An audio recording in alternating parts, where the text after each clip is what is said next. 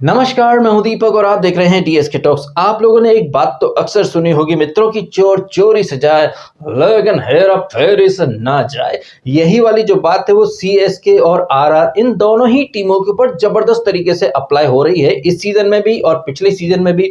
और अगर आप आईपीएल को अच्छे से फॉलो करते आए हैं तो आपको तो पता ही होगा कि 2 साल के लिए आरआर और सीएसके ये दोनों ही टीमें बैन हुई थी। और इनके बैन होने की सबसे बड़ी वजह ये थी कि इन दोनों ही टीमों के जो ओनर्स है वो मैच फिक्सिंग और सट्टेबाजी में इन्वॉल्व थे।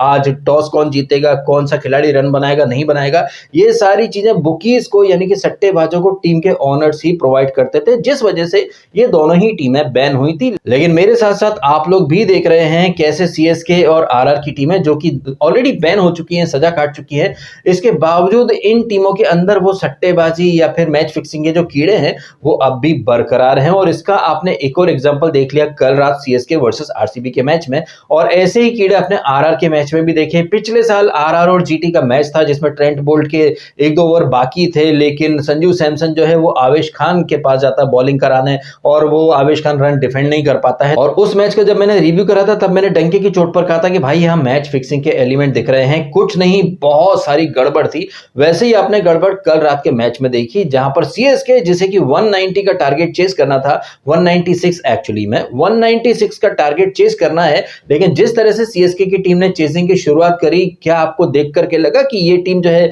वो कहीं से कहीं तक चेस करना भी चाहती है टारगेट को, या सीधे शब्दों में कहें तो कहीं से कहीं तक आपको लगा कि ये टीम जीतने के इरादे से खेल भी रही है? हालांकि ये चेसिंग तो बाद में हो, पहले जब ये बॉलिंग करती है सीएसके की टीम तब आपने देखा बैक टू बैक 4 कैच छोड़े गए हैं। इनफैक्ट नूर अहमद के एक ओवर में 2-2 कैचेस छोड़े गए हैं, और कैच भी ऐसे नहीं कि बहुत डिफिकल्ट हो।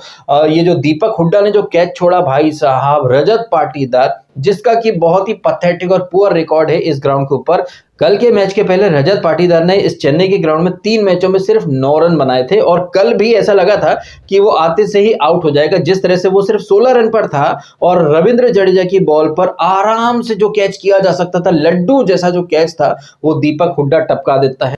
उस समय रजत पाटीदार जो है वो सिर्फ 16 रनों पर था। इन 16 रनों के बाद उसने 35 रन और जड़ दिए और 50 मारी। उसी के अगले ओवर में नूर अहमद जब बॉलिंग पर आया था, उस ओवर में 2-2 कैचेस छूटे, एक खलील ने और एक राहुल त्रिपाठी ने। अब हो सकता है कि बहुत सारे लोग जो है वो सीएसके को डिफेंड करें। देखो, सीएसके को हमने भी बहुत सपोर्ट करा है, बहुत अप्रिशिएट करा है, लेकिन कल के मैच में ऐसी एक नहीं कई सारी बातें हैं जो बार बार स्टेब्लिश करती हैं कि कल के मैच में डेफिनेटली सीएसके वाले फिक्सिंग करके खेल रहे थे। क्योंकि एक कैच छूट जाए समझ में आता है, 2 कैच छूट जाए, और कैच भी मतलब ऐसे कि सीधा हाथ में आ रही है बॉल तब भी आपसे कैच नहीं हो पा रहा है। और आखिरी में सैम करन को आपने ओवर दिया, उसने 22 रन कुटवा दिए। तो आप समझ सकते हैं कि पहले बॉलिंग के टाइम पर और बाद में जब ये चेस करने आते तो आपने देखा वो राहुल त्रिपाठी जितने वो रन नहीं बनाया था उससे ज्यादा तो वो एक्सप्रेशन और रिएक्शन दे देता है, इस शोल्डर हिला रहा है, अपने बम हिला रहा है, ये कर रहा है वो कर रहा है, मतलब जितने रन नहीं बनाए उससे ज्यादा तो उसने वहां पर नखरे दिखा दिए ऐसे ऐसे करके, और दूसरे ओवर में आउट हो जाता है हेजलवुड की बॉल पर।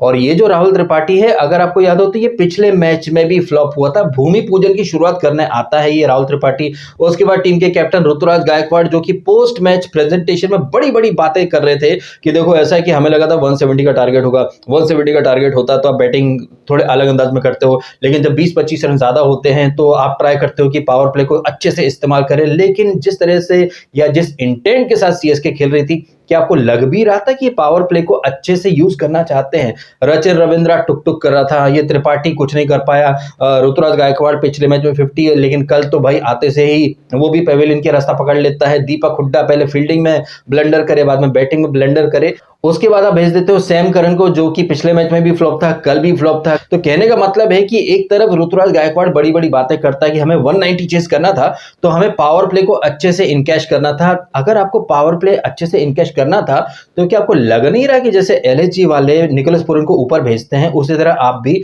शिवम दुबे को ऊपर भेज सकते थे? आपको पता है कि पावर प्ले में 2 ही फील्डर बाहर हैं, और ऐसे में शिवम दुबे के लिए टेलर मेड सिचुएशन। अब आप खुद देखिए और खुद सोचिए कि ये ऋतुराज गायकवाड़ जो कि बातें बड़ी बड़ी कर रहा था कि भाई 196 का टारगेट हमें चेस करने के लिए पावर प्ले को अच्छे से यूज करना था, लेकिन पावर प्ले में ये टीम 50 भी नहीं बना पाई। इनफैक्ट 9वां ओवर चल रहा था जब ये सैम करन आउट हुआ। कहने का मतलब है कि 9th ओवर में शिवम दुबे जब आता है क्रीज पर तब जाकर के 50 रन कंप्लीट हुए। तो आप खुद सोचिए 196 आपको चेस करने हैं, लेकिन 9th ओवर आते आते आप 50 रन भी नहीं बना पा रहे हैं। तो आप समझ सकते हैं कि पहले 9 ओवर में सीएसके ने क्या करा। इन सारी बातों के बाद आपने देखा कि थाला धोनी पिछले मैच में जब 2 रन चाहिए थे तब तो थाला धोनी आ गए, लेकिन कल जब 70-80 रन चाहिए थे तो थाला धोनी अंदर बैठे रहते हैं और भेज देते हैं किसको, रविचंद्रन अश्विन। जैसे कि रविचंद्रन अश्विन की जो रेपुटेशन है किसी पावर हिटर वाली रेपुटेशन हो, 7-8 रन वो बनाते हैं, उसके बाद वो चले जाते हैं। उसके बाद भाई साहब थाला साहब आते हैं नंबर 9 पर। आप देखिए त्रिपाठी,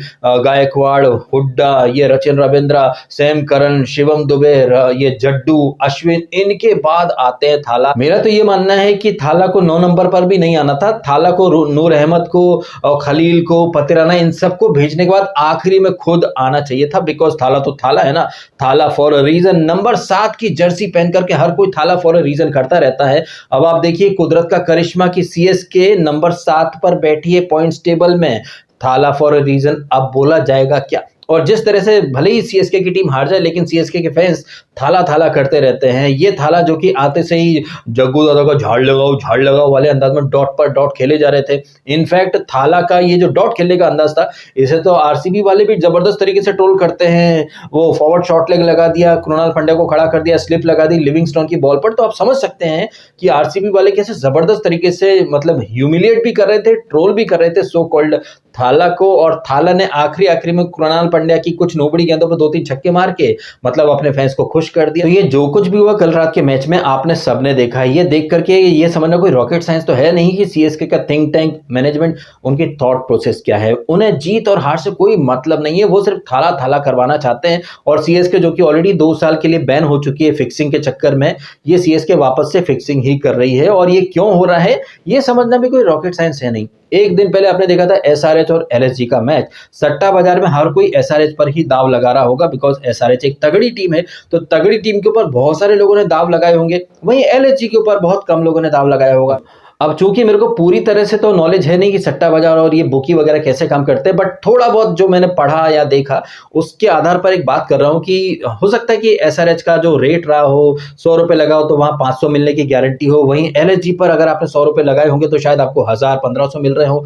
और आपने देखा कि कैसे एलएसजी, जिसके ऊपर बहुत ज्यादा लोगों का ध्यान नहीं था, वो टीम जीत जाती है। तो ये भी कहीं ना कहीं आईपीएल का एक हिस्सा है। और कल भी आपने यही चीज देखी, ज्यादातर लोगों की फेवरेट सीएसके ही थी, क्योंकि सीएसके जो है वो अपने होम ग्राउंड पर 2008 के बाद से अब तक हारी नहीं थी आरसीबी से। और आरसीबी का रिकॉर्ड भी सीएसके के होम ग्राउंड में कोई बहुत अच्छा नहीं था। तो कल सट्टा बाजार में हर कोई सीएसके कर रहा होगा, लेकिन सीएसके वालों ने हारने का पैसा खाया होगा सट्टेबाजों से, और आरसीबी के ऊपर शायद बहुत कम लोगों ने दाव खेला होगा। तो जिन्होंने आरसीबी और एक मैच पहले एलएसजी पर दाव खेला होगा, उनकी तो चांदी हो गई। और उन्हीं सट्टेबाजों से कोई कमीशन वगैरह खाते होंगे ये मैयप्पन की टीम सीएसके। और ये जो बुकीज होते हैं या जो सट्टेबाज होते हैं भाई, इनसे तो ये जो आईपीएल फ्रेंचाइज टीमें होती हैं, इनके ओनर्स का मतलब घरेलू रिश्ता होता है, संबंध होता है, आना जाना होता है। आफ्टरऑल सीएसके का जो ओनर था मैयप्पन भाई, उसे जेल इसीलिए तो भेजा गया था बिकॉज वो सट्टेबाजों को इनपुट दिया करता था। और आपने पिछले सीजन की एक बात है, मुंबई का और आरआर का मैच था, तब वीआईपी बॉक्स में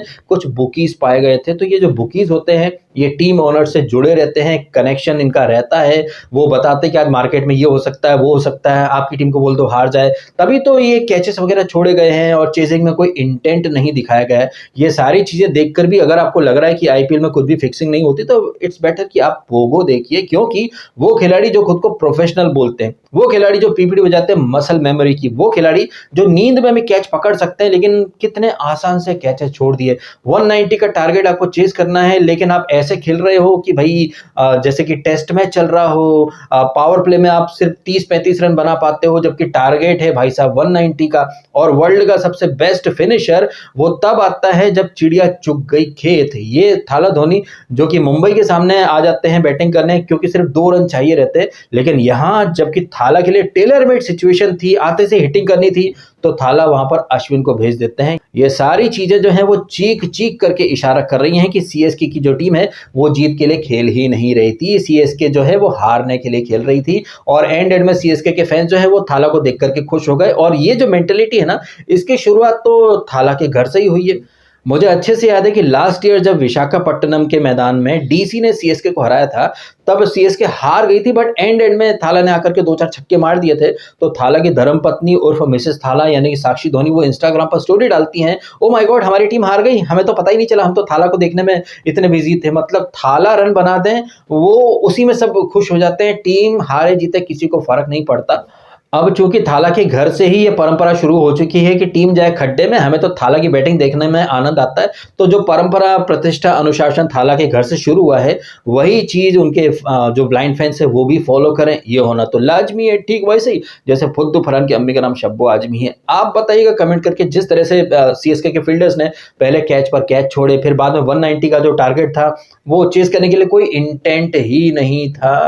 मतलब एक के बाद वो त्रिपाठी, हुड्डा जैसे नमूनों को उठा करके ले आते हैं। बट जैसा कि सीएसके की एक फिलॉसफी है, वो इन्हीं प्लेयर्स को बैक करेगी। 10 में से किसी एक मैच में ये प्लेयर चल जाएंगे तो स्टीफन फ्लेमिंग आ जाएगा, यू नो व्हाट, हमने इन प्लेयर्स को बैक करा है, हमें तो इनकी पोटेंशियल पर, काबिलियत पर यकीन था, दुनिया भर के जैज दिए जाएंगे। और ऐसे ही किसी मैच में हो सकता है कि आखिरी ओवर में आकर के 1-2 छक्के मार करके थाला मैच जिता दे, तो उस इनिंग को अगले 10 साल तक स्टार स्पोर्ट्स सब पर चिपकाएगा थाला फॉर अ रीजन बोल करके। जबकि थाला जो है कल वो साबित करके चले गए कि उन्हें टीम की जीत हार से कोई मतलब नहीं है। अगर बहुत ज्यादा प्रेशर वाली सिचुएशन होगी तो थाला नहीं आएंगे, जहां बहुत इजी हो जाएगा वहां पर थाला आ जाएंगे, सिंगल लेकर के थाला फॉर अ रीजन करके चले जाएंगे। इन बातों के बारे में आपकी क्या है टिप्पणी, कमेंट करके अवश्य बताइएगा। और आज जो मैच है जीटी का और एमआई का अहमदाबाद में, इस मैच में आपके अकॉर्डिंग कौन सी टीम है जो कि जीतना डिजर्व करती है? हालांकि ये जो दोनों टीमें हैं जीटी वर्सेस एमआई, ये अपना पिछला मुकाबला हार करके आई, जहां पर जीटी जो है वो अपने ही होम ग्राउंड में पंजाब से हार गई थी और एमआई जो है वो सीएसके से चेन्नई में हार करके आ रही है। ऑन पेपर देखें तो एमआई का पलड़ा भारी लग रहा है, क्योंकि जीटी का जो मिडिल ऑर्डर है वो तो पिछले मैच में एक्सपोज हो चुका है। अगर गिल और साई सुदर्शन रन नहीं बनाएंगे तो फिर जीटी की टीम में कुछ भी नहीं है। ये हमने पिछले मैच में देख लिया कैसे जीता हुआ मैच था, मतलब जीटी के हाथ में मैच था,